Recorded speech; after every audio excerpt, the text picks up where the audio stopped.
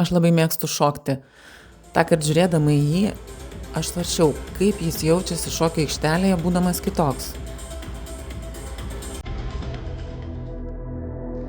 Daliai mūsų kitoniškumas yra kasdienė realybė.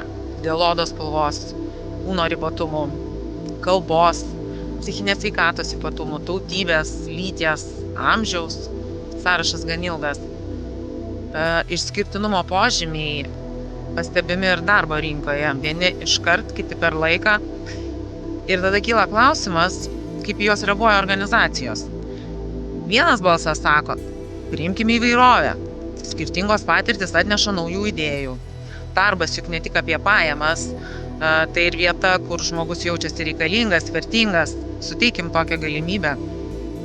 Kitas balsas sako, įmonė ne labdaros fondas. Jos veikla nukreipta į augimą, efektyvumą, pelną. O kiekviena pritaikyta darbo vieta yra papildomi kaštai, kuriuos galima būtų nukreipti plėtrai, darbuotojų premijoms. Ką tu manai? Ar socialinė atsakomybė verta finansinių aukų? O gal svarbiau pelnas ir materialinė gerovė? Ir kas išties kuria ilgalaikę vertę? Greiti rezultatai ar drąsa investuoti į traukę ateitį?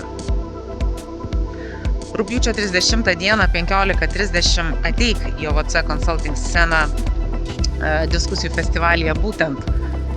Kartu pasvarstysime. Juk šis klausimas ne apie juos kitokius.